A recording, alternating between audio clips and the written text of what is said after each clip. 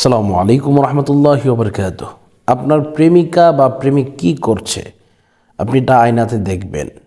সে কোনো জায়গার মধ্যে অন্য কোনো ছেলের সাথে কোনোভাবে মিশে বা অন্য কোনো কিছু করার চেষ্টা করছে কি না, এই ব্যাপারে ইনশাল্লাহ আপনারা জানতে পারবেন।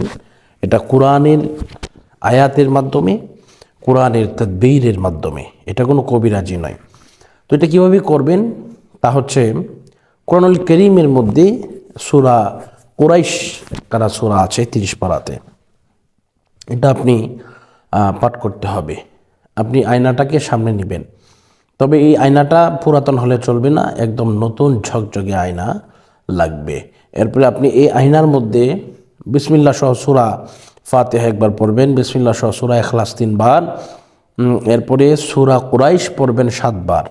আমি আবারও বলছি, সূরা কুরাইশ পড়তে হবে 7 বার। এভাবে যখন আপনি 7 বার পড়ে আপনি যখন বিসমিল্লাহ বলে আপনি ফু দিবেন, দেখবেন আপনি আপনার যে প্রেমিকা বা প্রেমিক সে কি করতেছে, কি করতে যাচ্ছে, এগুলো সব আপনার আয়নার মধ্যে সুন্দরভাবে ভেসে উঠবে ইনশাল্লাহ। তো এটা অনেক কার্যকরী একটি আমল। এই আমলটি আপনারা করবেন। এই আমলটি যদি করতে পারেন, দেখবেন আপনি একেবারে সফলতা আপনার জীবনে বয়ে আনতে পারবেন ইনশাল্লাহ।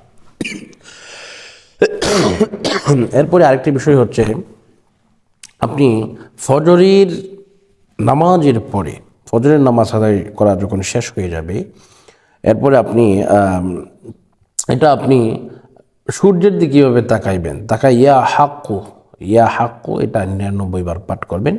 তাহলেও কিন্তু সে আপনার প্রতি বেশি আকৃষ্ট হবে, আপনার প্রতি বেশি মনোনয় বিনয় হওয়ার চেষ্টা করবে ইনশাআল্লাহ। তো আজকের মতো এই পর্যন্তই, বিদায় নিচ্ছি। আসসালামু আলাইকুম রহমতুল্লাহ।